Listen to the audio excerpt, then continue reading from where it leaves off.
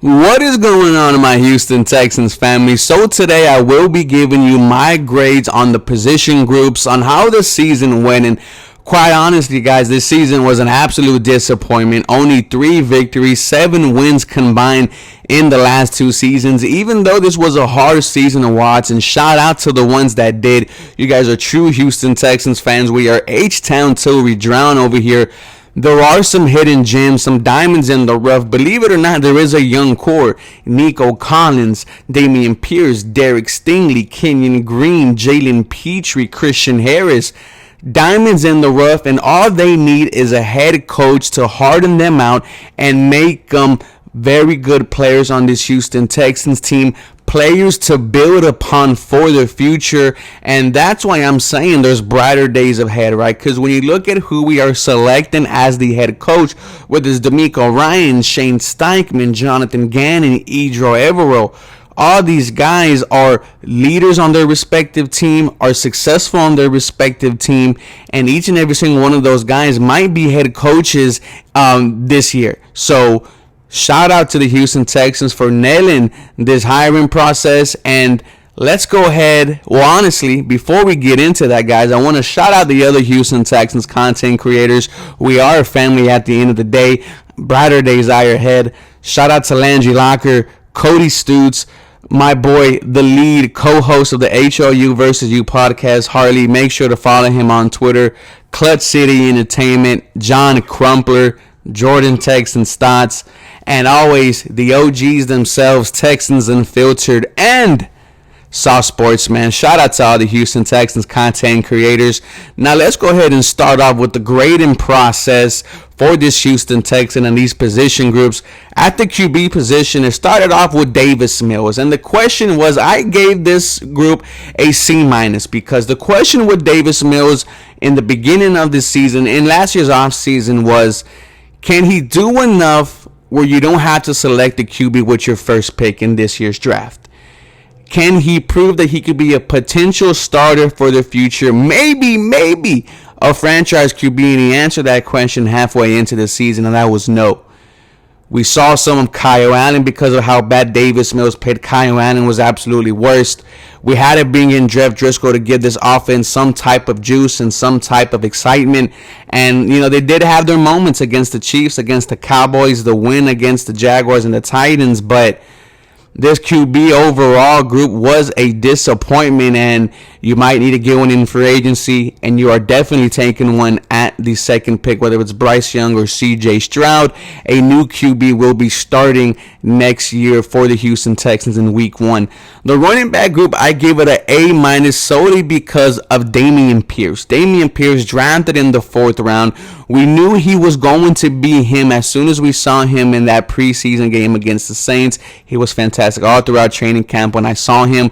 Didn't start week 1, however, bursted onto the scene, 900 yards, gets injured almost as the season ends. You can argue if he is healthy the remainder of the games, he has that 1,000-yard season. The other running backs, you didn't see nothing from them. Rex Burkhead, Royce Freeman. Why is Rex Burkhead on this team? And hopefully we see him not on the roster anymore. Dare Bungawale, we saw him at the end of the season. You need another running back behind Damian Pierce. You either get one in free agency or take a shot at one late in the draft, maybe in like the 3rd to later rounds. But I think another running back needs to be brought in to take some of the heat off of Damian Pierce. The offensive line, I give the whole group a C+ because your 2 tackles are outstanding. Laramie Tunsil and Titus Howard. Laramie Tunsil was coming off an all-pro type of year. Even though he didn't get the nod, he definitely deserves it.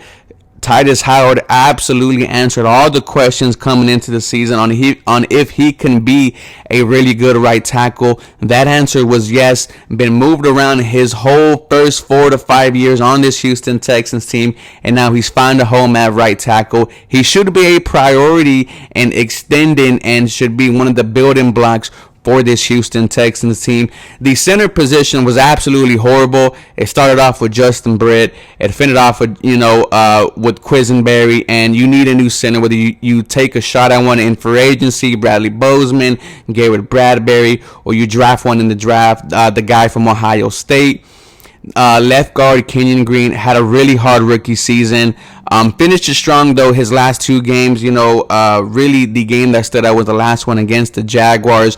I do expect him, to bounce back in year two. He just needs to hit the weight room at the right guard.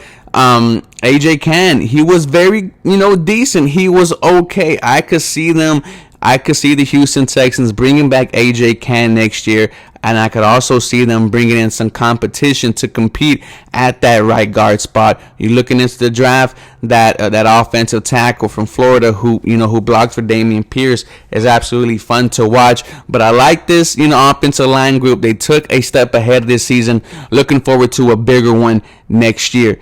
The wide receiver group, man, to me was an absolute F. You had Brandon Cooks who quit on you.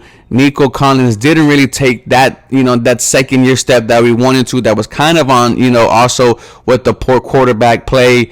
You saw Amari Rodgers. We didn't get to see John Mechie due to cancer, but we will see him next year. Excited for his return. But none of these wide receivers gave you anything outside of, Chris Moore. Shout out to him, man. Really did good things, almost 400 to 500 yards this season. That was your only bright spot at the wide receiver spot, was Chris Moore, healthy all year, and at the end stretch of the season, was a favorite amongst the targets with Davis Mills. So at the end of the day, this wide receiver group was an absolute F. Disappointments. The tight end group, another F, right? It started with O.J. Howard and Brevin Jordan, and it ended with Jordan Akins and Tegan Quitoriano. Jordan Akins, you can honestly bring back in the offseason and try to have him compete for that tight end spot alongside Tegan Quitoriano, but a definitely tight end needs to be brought in the offseason, free agency, or the draft. And the offense as a whole, man, I just gave it a C. The only bright spot was Dameon Pierce and Larry Tunsil. Other than that, there was nothing from this offense. Pep Hamilton really let this team down also. Didn't really bring any creativity, any type of game planning to this offense, and they need to take a huge step going into next year. On the defensive side of the ball, man, the whole D-line outside of Jerry Hughes and the last 5 games of Obo Arachno, man, this is kind of an F. We expected a lot of good things from Jonathan Gennard. He did get injured. Had a nice, last 2 games where he had 2 tackles for loss and a sack. Jerry Hughes, ageless, wonder, led the team in sacks, was a bright spot. Remember that first game against the Indianapolis Colts, a strip sack and an interception. Jerry Hughes made plays all year for the Houston Texans, was one of the only bright spots at the defensive line. Your 2 tackles were, Malik Collins and Roy Lopez, and this was one of the worst, teams against the run. Damn near every single running back was having a career day against the Houston Texans, and you're going to go into the offseason needing a whole new front, really. Besides Christian Harris, you're going to have to replace Malik Collins. You're going to have to replace Roy Lopez. You're looking at Jalen Carter in the draft. De'Aaron Payne, the defensive tackle from the Washington Commanders, a beast of a player, only 25 years old. And this defensive line needs to get beefed up. That's why you love the idea of DeMeco Ryans on this Houston Texans team, changing this defense and taking it back to the Bulls on parade. Your linebacker group was another disappointment. It started off with Christian Harris and Kamir Grugier-Hill, and it ended with Kamir Grugier-Hill asking for his release. We saw Christian Harris when he came back from injury, had a couple good games.